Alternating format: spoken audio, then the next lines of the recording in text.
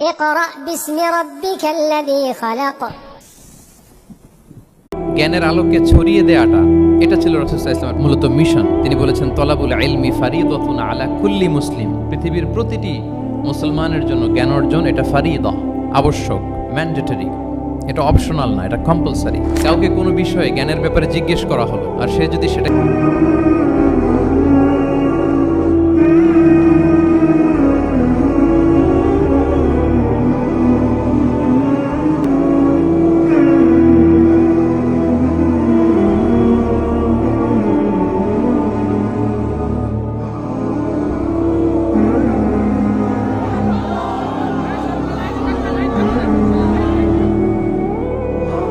السلام عليكم ورحمة الله وبركاته نحمده ونصلي على رسوله الكريم أما بعد فأعوذ بالله من الشيطان الرجيم بسم الله الرحمن الرحيم ربنا وبعث فيهم رسولا منهم يتلو عليهم آياتك ويعلمهم الكتاب والحكمة ويزكيهم إنك أنت العزيز الحكيم صدق الله العظيم رب اشرح لي صدري ويسر لي أمري واحلل عقدة من لساني يفقهوا قولي। আল্লাহ রাব্বুল ইজ্জা ওয়াল জালালের দরবারে লাখো কোটি শুকর এবং সুজুদ যে আল্লাহ তাআলা ইন্টারন্যাশনাল ইসলামিক ইউনিভার্সিটি চিটাগাং IIUCর সেন্ট্রাল অডিটোরিয়ামে আয়োজিত আজকের discourse on prophetic teaching methodology শিরোনামের এই শিক্ষা সেমিনারে আমাদের সবাইকে এরকম চমৎকার একটি পরিবেশে একত্রিত হওয়ার সুযোগ করে দিয়েছেন। আমরা সবাই পড়ছি কালিমাতুশ শুকর আলহামদুলিল্লাহ। আল্লাহর দরবারে শুকরিয়া জ্ঞাপনের পাশাপাশি আমি অত্র বিশ্ববিদ্যালয়ের কর্তৃপক্ষকে অন্তরের অন্তঃস্থল থেকে ধন্যবাদ এবং মোবারকবাদ জানাতে চাই। এরকম চমৎকার একটি পরিবেশে চমৎকার একটি শিক্ষা সেমিনারের আয়োজন করবার জন্য। প্রফেটিক টিচিং মেথোডোলজি এই শিরোনামে সামান্য কিছু আলোচনা শুরু করছি ইনশাআল্লাহ বিইذনিল্লাহ। সম্মানিত সুধীমণ্ডলী, প্রথমেই আমি জানতে চাচ্ছি যে আপনারা সবাই কেমন আছেন? আলহামদুলিল্লাহ, আমিও খুব ভালো আছি আলহামদুলিল্লাহ সুম্মা আলহামদুলিল্লাহ। সম্মানিত সুধী, আপনারা টপিকটা নিশ্চয়ই স্টেজের ব্যাকড্রপে দেখতে পাচ্ছেন যে সেখানে খুব বড় ফন্টে লেখা আছে discourse on prophetic teaching methodology, অর্থাৎ আল্লাহ রাসূল সাল্লাল্লাহু আলাইহি ওয়া আলিহি ওয়াসাল্লামের শিক্ষা পদ্ধতি বা পাঠদান পদ্ধতি কেমন ছিল, তিনি কিভাবে শেখাতেন। আমরা জানি যে আল্লাহ রাসূল সাল্লাল্লাহু আলাইহি ওয়াসাল্লাম একজন শিক্ষক ছিলেন, অসাধারণ অনন্য একজন মার্ভেলাস শিক্ষক ছিলেন। শুধু শিক্ষকই ছিলেন না, বরং তিনি শিক্ষকদেরও শিক্ষক ছিলেন এবং তিনি নিজ হাতে এমন কিছু শিক্ষার্থী তিনি তৈরি করেছিলেন, গড়ে তুলেছিলেন, যারা এই পৃথিবীর ইতিহাসে শ্রেষ্ঠ প্রজন্ম হিসেবে স্বীকৃত। খয়রুল কুরুন, the best generation ever on earth, এই পৃথিবীর শ্রেষ্ঠতম প্রজন্ম হিসেবে তারা স্বীকৃত হয়েছেন। এবং তিনি তার শিক্ষা পদ্ধতির মধ্য দিয়ে গোটা বিশ্বকে সততা শিখিয়েছেন, সভ্যতা শিখিয়েছেন, মানবিকতা শিখিয়েছেন, স্পিরিচুয়ালিটি শিখিয়েছেন, আধ্যাত্মিকতা। তিনি আমাদেরকে শিখিয়েছেন পরিমিতিবোধ, তিনি আমাদেরকে শিখিয়েছেন জীবনবোধ, আমাদের স্রষ্টার সাথে তিনি আমাদেরকে পরিচিত করেছেন এবং সফলতার সহজ এবং সরল পথ তিনি আমাদেরকে বাতলে দিয়েছেন। আজকের এই ডিসকোর্সে বেসিকলি আমরা ওনার লাইফ স্কেলের একটা দিক নিয়ে ফোকাস করব, অর্থাৎ ওনার পাঠদান পদ্ধতি, কিভাবে তিনি সাহাবাদের সাথে ইন্টারেক্ট করতেন, তাদেরকে শিখাতেন, পাঠ দিতেন। শুধুমাত্র কেবলমাত্র এই বিষয়টাতে আমরা ফোকাস করবার চেষ্টা করবো ইনশাআল্লাহ। আমি আমার আলোচনার শুরুতে সূরাতুল বাকারার একটি আয়াত তেলাওয়াত করেছি, 129 নম্বর আয়াত। এই আয়াতটি বেসিকলি আল্লাহ রাসূল সাল্লাল্লাহু আলাইহি ওয়া আলিহি ওয়াসাল্লামের জন্য সাইয়েদনা ইব্রাহিম আলাইহিস সালাম দোয়া করেছিলেন মক্কার ধুধুমরু প্রান্তরে। এখনকার মক্কার মতো না, তখন জনমানব শূন্য মক্কা ছিল, ধুধুমরু প্রান্ত, চারদিকে কেউ নেই। তো এরকম একটি ব্যারেন ল্যান্ডে সাইয়েদনা ইব্রাহিম আলাইহিস সালাম আল্লাহ তাআলার কাছে একটা দোয়া করেছিলেন। ওই দোয়াটাই আল্লাহ তাআলা সরাসরি কোট করেছেন সূরা বাকারায় 129 নম্বর আয়াতে।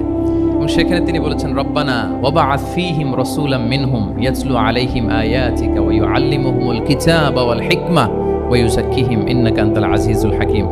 মানে হে আমাদের রব, এই ভূখণ্ডের মধ্য থেকেই এই জনপদবাসীর জন্য আপনি একজন রাসূল প্রেরণ করুন, যিনি আপনার নিদর্শনসমূহ তাদের সামনে পাঠ করে শোনাবে, যিনি আপনার কিতাব তাদেরকে শিক্ষা দিবে, তাদেরকে প্রজ্ঞা শিখাবে, পরিশুদ্ধ করবে, এবং নিশ্চয় আপনি পরাক্রমশালী, নিশ্চয় আপনি প্রজ্ঞাময়। এই দোয়াটি ছিল সাইয়েদনা ইব্রাহিম আলাইহিস সালামের। এবং রাসূল সাল্লাল্লাহু আলাইহি ওয়াসাল্লাম আগমনের প্রায় 2500 বছর আগে ইব্রাহিম আলাইহিস সালাম এই দোয়াটি করেছিলেন। 2500 বছর আগে, যখন কেউ ছিল না মক্কায়। মক্কা ওয়াজ এ টোটালি ব্যারন ল্যান্ড, কোনো গাছপালা ছিল না, কিছু ছিল না। সেই দোয়া আল্লাহ তাআলা কবুল করেছিলেন এবং এই দোয়ায় বেসিক্যালি তিনি আখিরি নবীর জন্য 4টা ফিচার কামনা করেছেন যে আল্লাহ এই 4টা ফিচার দিয়ে আপনি নবী পাঠাবেন। এর মধ্যে একটা ছিল ওয়া ইউআল্লিমুহুমুল কিতাব, যে এমন নবী যেন হয় তিনি এই জনপদের লোকদেরকে কিতাব শিখাবে। কি শিখাবে? কিতাব। ওয়া ইউআল্লিমুহুমুল কিতাব, তার মানে রাসূল সাল্লাল্লাহু আলাইহি ওয়াসাল্লাম তিনি যে শিক্ষক হয়ে আসবেন, তিনি যে আল্লাহর কিতাব পৃথিবীবাসীকে শোনাবেন, তেলাওয়াত করে শোনাবেন, শেখাবেন, এই দোয়া রাসূল সাল্লাল্লাহু আলাইহি ওয়াসাল্লাম আগমনের 2500 বছর আগে সাইয়েদনা ইব্রাহিম আলাইহিস সালাম করেছিলেন। এবং রাসূল সাল্লাল্লাহু আলাইহি ওয়াসাল্লাম নিজেও বিভিন্ন হাদিসে ঘোষণা করেছেন যে আমি শিক্ষক হিসেবে প্রেরিত হয়েছি। ওয়া ইন্নামা বুইসতু মুআল্লিমান, আমি পৃথিবীতে শিক্ষক হিসেবে এসেছি। রাসূল সাল্লাল্লাহু আলাইহি ওয়াসাল্লাম দুইটা গ্রুপ দেখলেন মসজিদে, এক গ্রুপ তারা জিকির আজকার করে, আরেক গ্রুপ তারা রিসার্চ করে, গবেষণা করে। রাসূল সাল্লাল্লাহু আলাইহি ওয়াসাল্লাম বললেন দুই দলই ভালো কাজ করতেছে, কিন্তু রাসূল সাল্লাল্লাহু আলাইহি ওয়াসাল্লাম যারা গবেষণা করতেছে, পড়াশোনা করতেছে, ফিকহ নিয়ে আলোচনা করতেছে, তাদের সাথে যেয়ে বসে গেলেন। আর তিনি বললেন ওয়া ইন্নামা বুইসতু মুআল্লিমান, আমি এই গ্রুপকে প্রায়োরিটি দিয়েছি কারণ আমি নিজেই শিক্ষক হিসেবে প্রেরিত হয়েছি। তারা অজ্ঞদেরকে শিক্ষা দিচ্ছে, জাহেলদেরকে, যারা কিছু জানে না, জ্ঞানের ছোঁয়া যাদের মধ্যে লাগেনি, এই গ্রুপ তাদেরকে এনলাইটেন করছে, আলোকিত করছে। ফলে আমি তাদেরকে প্রায়োরিটি দিলাম, তাদের সাথে বসে গেলাম। ওয়া ইন্নামা বুইসতু মুআল্লিমান, কারণ আমি পৃথিবীতে শিক্ষক হিসেবে প্রেরিত হয়েছি। তাহলে ইব্রাহিম আলাইহিস সালামের দোয়ার ফসল তিনি, হি কেম এজ এ টিচার, কারণ ইব্রাহিম আলাইহিস সালাম দোয়া করেছিলেন আল্লাহ এমন নবী পাঠাবেন যিনি ইউআল্লিমুহুমুল কিতাব, এই জনপদের লোকদেরকে কিতাব শিখাবে। এবং রাসূল সাল্লাল্লাহু আলাইহি ওয়াসাল্লাম নিজেও বলেছেন আমি শিক্ষক হিসেবে প্রেরিত হয়েছি। এবং জ্ঞানার্জনকে রাসূল সাল্লাল্লাহু আলাইহি ওয়াসাল্লাম বাধ্যতামূলক করেছেন, ম্যান্ডেটরি ফর অল। এবং জ্ঞান যে সবাই অর্জন করবে এটা তিনি বলেছেন, এটা সবার জন্য অবধারিত, শিক্ষার জন্য, এটা মানুষের মৌলিক অধিকার। তিনি বলেছেন তলাবুল ইলমি ফারিদাতুন আলা কুল্লি মুসলিম, পৃথিবীর প্রতিটি মুসলমানের জন্য জ্ঞান অর্জন এটা ফারিদা, আবশ্যক, ম্যান্ডেটরি, এটা অপশনাল না, এটা কম্পালসারি। এবং নারী পুরুষ নির্বিশেষে সবার জন্য, এমন না যে শুধু পুরুষদের জন্য। রাসূল সাল্লাল্লাহু আলাইহি ওয়াসাল্লাম বলেছেন আলা কুল্লি মুসলিম, প্রতিটি মুসলিমের জন্য জ্ঞানার্জন এটা আবশ্যক। আলহামদুলিল্লাহ আমাদের অনেক বোনেরাও আজকের হল রুমে এসছে এবং রাসূল সাল্লাল্লাহু আলাইহি ওয়াসাল্লাম একটা স্পেশাল ডে নির্ধারণ করেছিলেন, special day for teaching women, মদিনার নারীদেরকে পাঠদানের জন্য, শেখানোর জন্য তিনি একটা স্পেশাল ডে নির্ধারণ করেছিলেন এবং নারীদের আগ্রহের কারণেই তিনি সেটা করেছিলেন। তারা একবার এসে রাসূল সাল্লাল্লাহু আলাইহি ওয়াসাল্লামকে বললেন যে গলাবানা আলাইকা রিজাল ফাজআলনা ইয়াওমান মিন নাফসিক, হে নবী আমাদের মনে হচ্ছে পুরুষরা বেশি প্রায়োরিটি পেয়ে যায়, আপনি আমাদের জন্য স্পেশাল একটা ডে নির্ধারণ করেন, একটা দিন যেদিন এসে আমরা আপনার কাছ থেকে অনেক কিছু শিখবো, জানবো। ফাওয়াআদাহুন্না ইয়াওমান লাকিয়াহুন্না ফীহি ফাওয়াআযাহুন, রাসূল সাল্লাল্লাহু আলাইহি ওয়াসাল্লাম তাদের এই আবেদনের প্রেক্ষিতে মদিনার নারীদের জন্য একটা special day for teaching women, মদিনার যে কমিউনিটিতে নারীরা ছিল তাদের জন্য রাসূল সাল্লাল্লাহু আলাইহি ওয়াসাল্লাম স্পেশাল একটা ডে নির্ধারণ করেছিলেন। এবং সেদিন পুরুষ সাহাবীদেরকে গুরুত্ব না দিয়ে তিনি শুধু নারীদের, বোনদের কোশ্চেন নিতেন, তাদেরকে তিনি পাঠদান করতেন, শিক্ষাদান করতেন। এবং জ্ঞানার্জনকে, জ্ঞানের আলোকে ছড়িয়ে দেওয়াটা, এটা ছিল রাসূল সাল্লাল্লাহু আলাইহি ওয়াসাল্লামের মূলত মিশন। জ্ঞানের আলোকে তিনি বিশ্বময় ছড়িয়ে দিতে বলেছেন। নলেজ হ্যাজ নো বাউন্ডারিজ, এটার কোনো বাউন্ডারি থাকবে না, গোটা বিশ্বের জন্য আমরা জ্ঞানকে ছড়িয়ে দেই, এটার ব্যাপারে তিনি আমাদেরকে উদ্বুদ্ধ করেছেন। তিনি বলেছেন বাল্লিগু আন্নি ওয়ালাউ আয়া, আমার পক্ষ থেকে একটি কথা, একটি বাণী, একটি আয়াত হলেও তোমরা পৌঁছে দাও। তাহলে তিনি আমাদেরকে জ্ঞানের এই আলো বিশ্বময় ছড়িয়ে দিতে উদ্বুদ্ধ করেছেন। এবং জ্ঞান লুকানোকে তিনি মহাপাপ বলেছেন। আপনার কাছে যদি নলেজ থাকে, সেই নলেজের ব্যাপারে যদি আপনাকে জিজ্ঞেস করা হয়, আপনি যদি এটা শেয়ার না করেন, তাহলে আপনি মহাপাপ করলেন। এটাকে আল্লাহ রাসূল সাল্লাল্লাহু আলাইহি ওয়া আলিহি ওয়াসাল্লাম জ্ঞান লুকানোকে মহাপাপ বলেছেন। তিনি বলেছেন মান সুইলা আন ইলমিন ফাকাতামাহু আলজামাহুল্লাহু ইয়াউমাল কিয়ামাতি বিলিজামিন মিনান নার, কাউকে কোনো বিষয়ে জ্ঞানের ব্যাপারে জিজ্ঞেস করা হলো আর সে যদি সেটাকে গোপন করে, কিয়ামতের দিন তাকে আগুনের লাগাম দিয়ে বাঁধা হবে, বলে ইয়াদু বিল্লাহ। তাহলে জ্ঞানকে ছড়িয়ে দিতে বলেছেন তিনি বিশ্বময়, জ্ঞানকে গোপন করতে তিনি বারণ করেছেন, নিষেধ করেছেন। আমরা যদি দেখি যে আল্লাহ রাসূল সাল্লাল্লাহু আলাইহি ওয়া আলিহি ওয়াসাল্লাম মক্কাতে যখন তিনি ইসলাম প্রচার শুরু করলেন, কোরআনের তালিম যখন তিনি মক্কাতে দিতে শুরু করলেন, তিনি এটাকে প্রাতিষ্ঠানিকভাবেই বেসিকলি শুরু করেছেন। আমরা যেমনি জ্ঞান বিতরণের জন্য প্রাতিষ্ঠানিক অবকাঠামো আমাদের প্রয়োজন হয়, রাসূল সাল্লাল্লাহু আলাইহি ওয়াসাল্লাম সেভাবেই একটা সেন্টার বেস তিনি শুরু করেছিলেন। এবং মক্কায় দারুল আরকাম নামে, আপনারা সবাই যারা রাসূল সাল্লাল্লাহু আলাইহি ওয়াসাল্লামের বায়োগ্রাফি পড়েছেন, ইতিহাস পড়েছেন, দারুল আরকাম থেকে বেসিকলি রাসূল সাল্লাল্লাহু আলাইহি ওয়াসাল্লাম এই জ্ঞান বিতরণ করতেন বা কোরআনের তালিম দিতেন।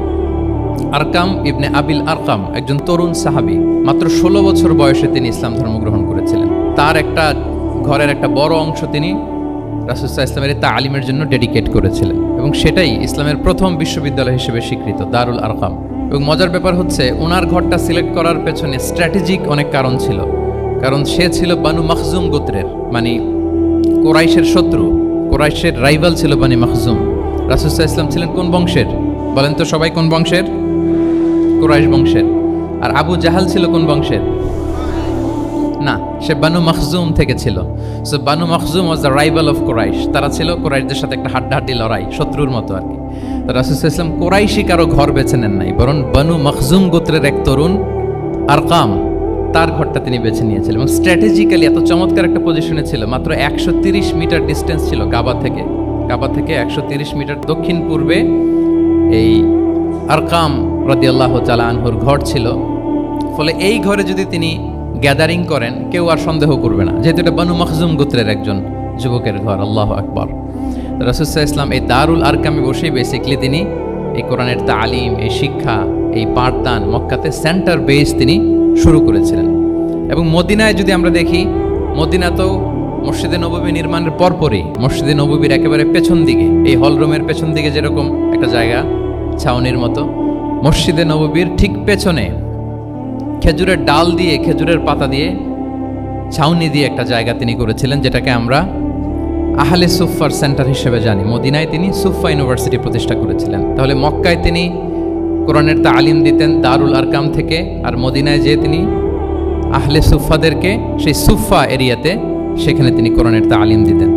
এবং সেখানে প্রায় 400 জন দরিদ্র মুহাজির সাহাবী সেখানে বসে কোরআনের হেফজ করত, রাসূল সাল্লাল্লাহু আলাইহি ওয়াসাল্লামকে বিভিন্ন বিষয়ে জিজ্ঞেস করত।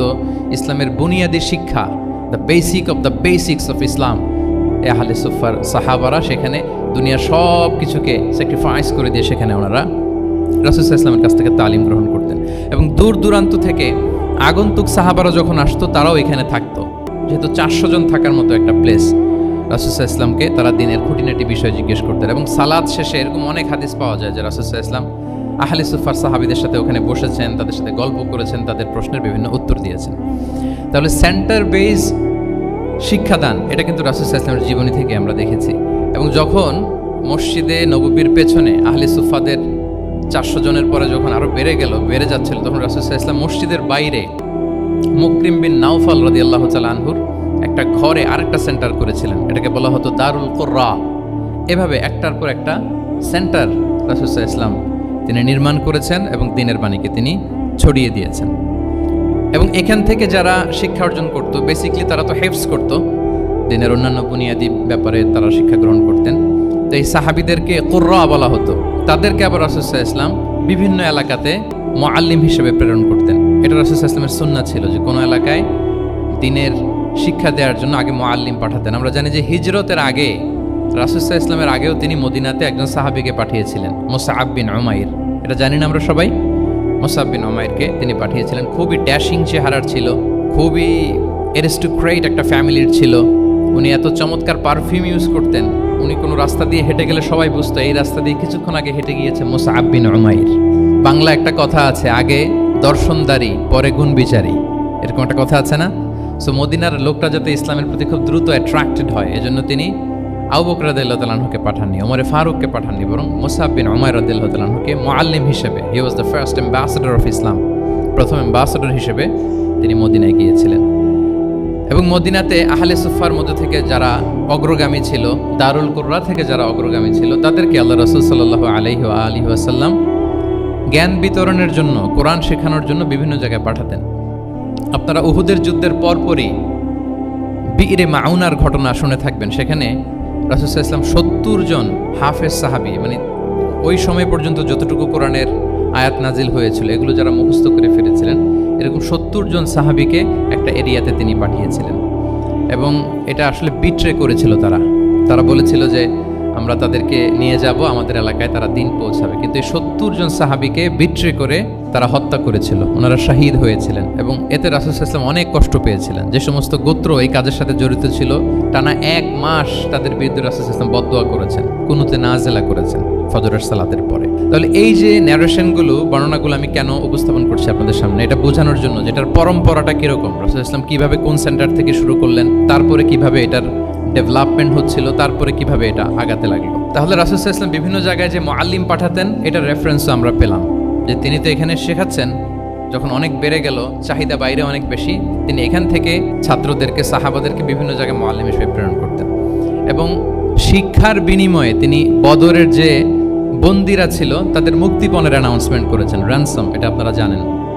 আমি একটু কুইজ নিয়ে নিই আপনাদের। বলেন, বদরে মুসলমানদের পক্ষ থেকে শহীদ হয়েছিল কয়জন? 14 জন, মাশাআল্লাহ। আর কুরাইশদের পক্ষ থেকে 70 জন। বন্দী হয়েছিল কয়জন দেখি? হ্যাঁ, 70 জন তারা নিহত হয়েছিল আর 70 জন বন্দী হয়েছিল। তো বদরের যুদ্ধে এই 70 জন যারা কুরাইশদের মধ্যে থেকে বন্দী হয়েছিল তাদের মুক্তিপণ হিসেবে ফিদিয়া, র্যানসম হিসেবে রাসূল সাল্লাল্লাহু আলাইহি ওয়াসাল্লাম 4000 দিরহামের অ্যানাউন্সমেন্ট করেছেন। মানে দিরহাম মানে হচ্ছে সিলভার কয়েন আর কি। তৎকালীন সময় দিনার হচ্ছে গোল্ড কয়েন আর দিরহাম মানে সিলভার কয়েন। তো রাসূল সাল্লাল্লাহু আলাইহি ওয়াসাল্লাম 4000 সিলভার কয়েনের ঘোষণা করেছেন যে তোমরা যদি মুক্তি পেতে চাও তাহলে 4000 রৌপ্য মুদ্রা দিয়ে, সিলভার কয়েন দিয়ে তারপরে তোমরা মুক্তি পেতে হবে। তখন তিনি অ্যানাউন্স করলেন যে কারো যদি এই সামর্থ্য না থাকে তাহলে এই লোকদের মধ্য থেকে যারা লিখতে পড়তে জানে তারা যদি মদিনার 10 জন শিশুকে লেখাপড়া শিখিয়ে দেয় তাহলে এটা তাদের মুক্তিপণ হয়ে যাবে। আল্লাহু আকবার। তাহলে শিক্ষাটাকে রাসূল সাল্লাল্লাহু আলাইহি ওয়াসাল্লাম কিভাবে দেখতেন, এটাকে কতটা গুরুত্ব দিতেন।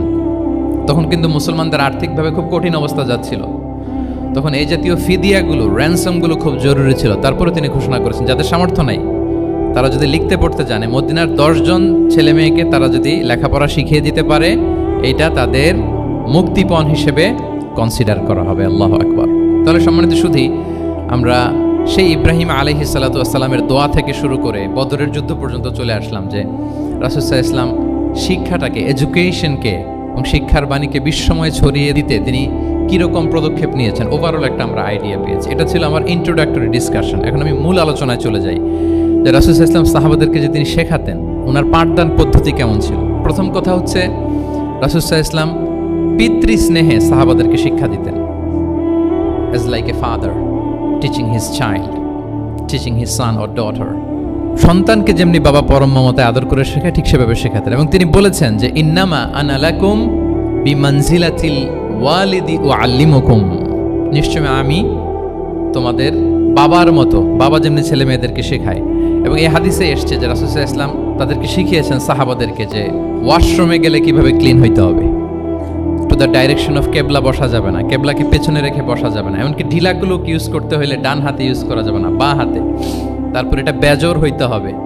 এরকম ধরে ধরে উম্মাকে শিখিয়েছেন। নারীদের মেনস্ট্রুয়েশনাল পিরিয়ডের ব্যাপারে বিধানগুলো শিখিয়েছেন। স্বামী স্ত্রীর অন্তরঙ্গ মুহূর্তের ব্যাপারে মাসআলা কি, ব্যাপারগুলো কি, লিগ্যাল অপিনিয়ন কি, ধরে ধরে বাবা মা যেমনি ছেলে মেয়েদেরকে ধরে ধরে শিখিয়ে দেয় যে এইভাবে this is good and this is bad, dos and don'ts যেমনি মা বাবা শেখায়, আল্লাহ রাসূল সাল্লাল্লাহু আলাইহি ওয়াসাল্লাম বলেন ইন্নামা আনা লাকুম বিমানজিলাতিল ওয়ালিদি উআল্লিমুকুম, আমি তোমাদের বাবার মতো, বাবা যেমনি শেখায় পরম মমতায়, এভাবে আমি তোমাদেরকে শিক্ষা দিই। এবং রাসূল সাল্লাল্লাহু আলাইহি ওয়াসাল্লাম খুব সহজ করে উপস্থাপন করতেন, কোনো কিছুকে জটিল করতেন না। এটা কিন্তু একজন আদর্শ শিক্ষকের বৈশিষ্ট্য।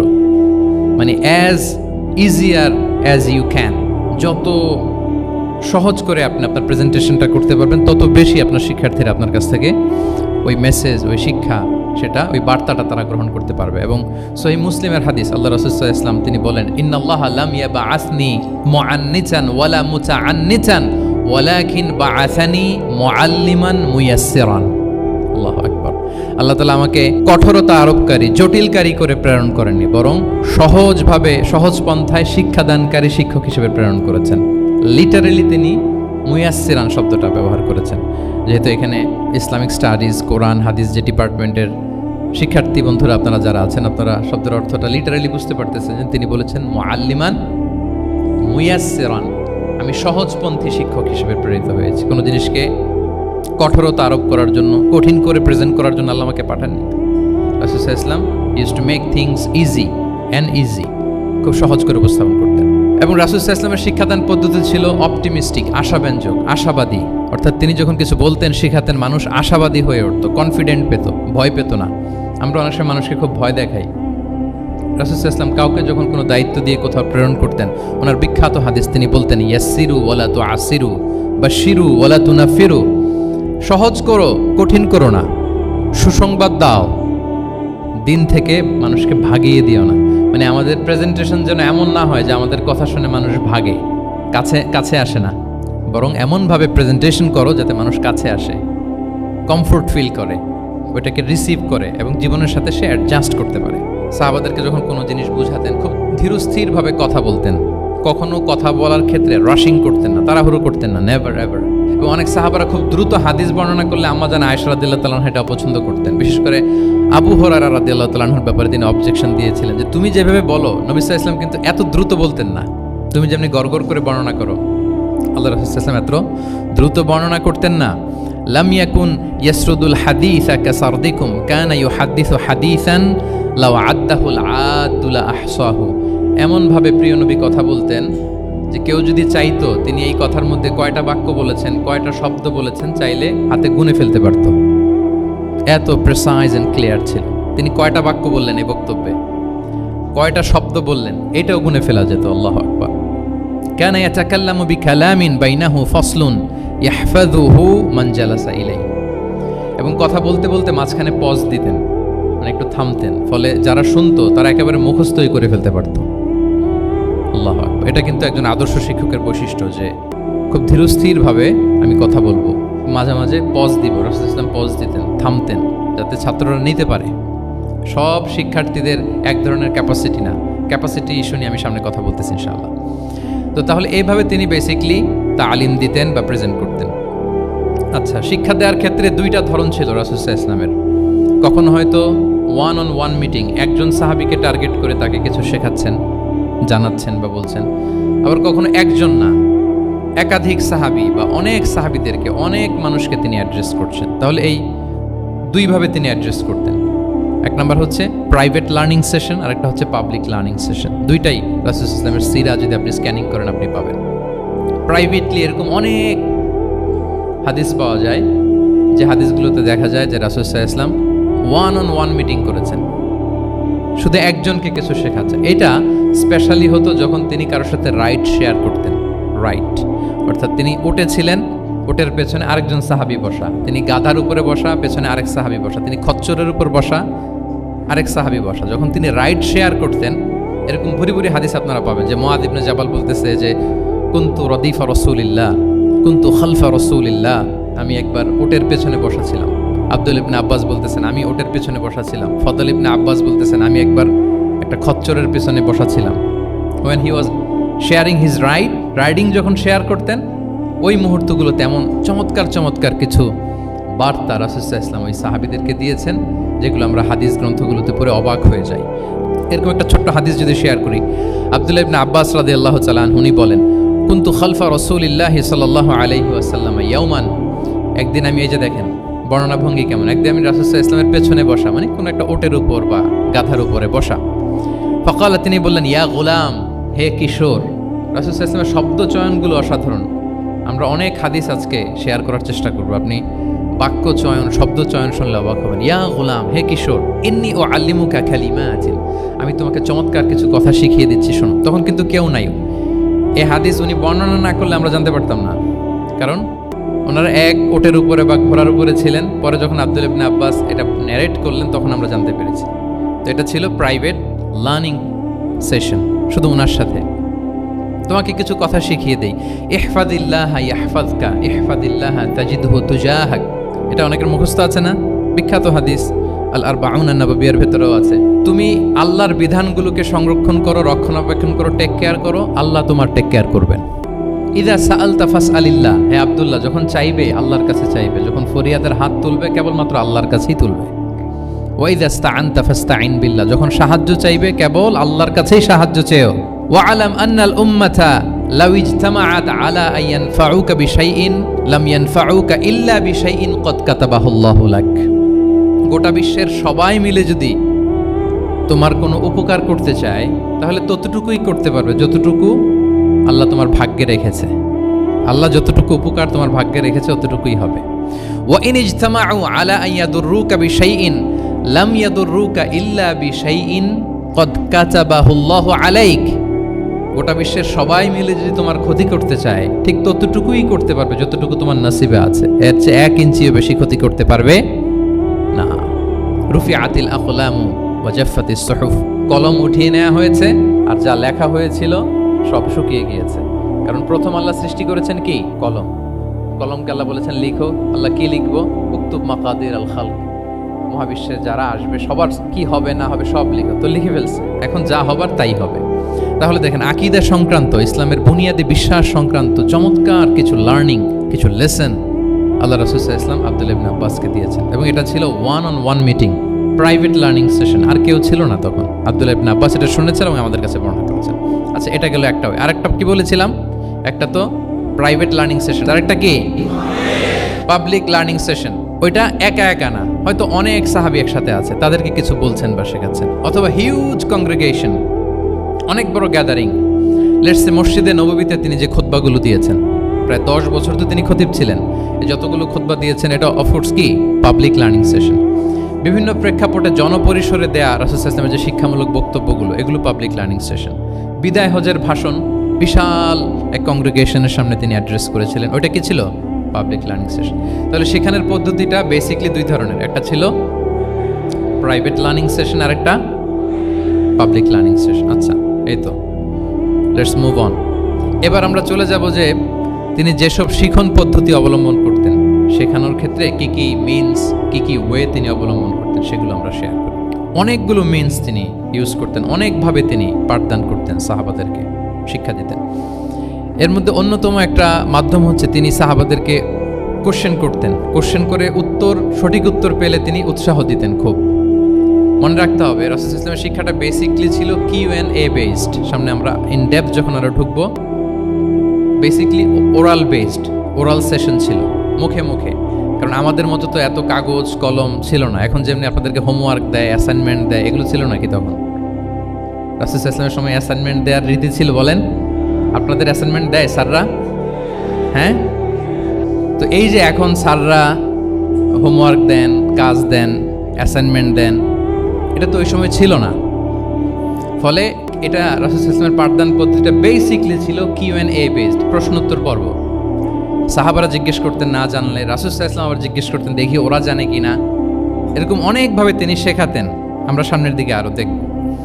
তো রাসূল সাল্লাল্লাহু আলাইহি ওয়াসাল্লাম সাহাবাদেরকে প্রশ্ন ছুড়তেন, তিনি ট্রাই করতেন, দেখতেন যে দেখি ওরা পারে কিনা, ব্যাপারটা জানে কিনা। যদি কেউ সঠিক আনসার দিতে পারতো, রাসূল সাল্লাল্লাহু আলাইহি ওয়াসাল্লাম খুব প্রশংসা করতেন এবং উৎসাহ দিতেন। স্যাররা যখন আমাদের ক্লাসে প্রশংসা করে, ভাল লাগে না আমাদের? আমার প্রেজেন্টেশন খুব প্রশংসা করলো, আমার অ্যাসাইনমেন্টের খুব প্রশংসা করলো, আমাকে ইন্সপায়ার করলো, আমি আরো মোটিভেটেড হব না? হয়তো আমরা নাকি হই। তো রাসূল সাল্লাল্লাহু আলাইহি ওয়াসাল্লাম এটাই করতেন। উবাই ইবনে কাআব রাদিয়াল্লাহু তাআলা আনহুকে উনি প্রশ্ন করলেন, আল্লাহ রাসূল সাল্লাল্লাহু আলাইহি ওয়া আলিহি ওয়াসাল্লাম প্রশ্ন করলেন যে ইয়া আবাল মুনজির, এটা ওনার কুনিয়া, আতাদরি আইয়ু আয়াতিন মিন কিতাবিল্লাহি মাআকা আ'যাম, তুমি কি জানো যে আল্লাহর সর্বশ্রেষ্ঠ আয়াত কোনটা, তুমি জানো? তখন উবাই ইবনে কাআব রাদিয়াল্লাহু তাআলা আনহু বললেন যে আল্লাহু লা ইলাহা ইল্লা হুয়াল হাইয়ুল কাইয়্যুম, মানে আয়াতুল কুরসি। এটা কোন আয়াত? আয়াতুল কুরসি। এটা ফরজ সালাতের পর আমরা সবাই পড়ি তো নাকি? মান ক্বারা আয়াতুল কুরসি দুবুরা কুল্লি সালাতিন মাকতুবাতিন লাম ইয়ামনাহু মিন দুখুলিল জান্নাতি ইল্লাল মাউত। ফরজ সালাতের পরে যারা আয়াতুল কুরসি পড়ে তার জান্নাতে প্রবেশে কোনো বাধা থাকে না, একটা জিনিস ছাড়া, মানে মৃত্যু, মরণ। লোকটা মরে না তাই জান্নাতে যায় না, মূল্যে জান্নাতি। হে ইয়া আবাল মুনজির, তুমি কি জানো কোরআনের সর্বশ্রেষ্ঠ আয়াত কোনটা? তিনি বললেন যে আয়াতুল কুরসি। এটা শুনে রাসূল সাল্লাল্লাহু আলাইহি ওয়াসাল্লাম খুব খুশি হলেন। খুশি হয়ে কি করলেন? ফাদারাবা ফি সদরি, তিনি বললেন যে তিনি আমার বুকে একটা আলতো চাপড় দিলেন। এটা ভালোবাসার আলতো চাপড়, এরকম উৎসাহ দেওয়ার জন্য যে শাবাশ। আমরা মাঝে পিঠে কাউকে আলতো চাপড় দিয়ে কি বলি? ব্রেভো, শাবাশ, মাশাআল্লাহ, এগুলো বলি না? রাসূল সাল্লাল্লাহু আলাইহি ওয়াসাল্লাম বুকে আলতো চাপড় দিয়ে বললেন ওয়াল্লাহি লিয়াহনিকাল ইলমু আবাল মুনজির, তোমার ইলম, তোমার জ্ঞান কল্যাণময় হোক হে আবাল মুনজির, মোবারক হোক তোমার জন্য তোমার ইলম। May knowledge be pleasant for you, তোমার জ্ঞানটা বরকতময় হোক, কল্যাণময় হোক।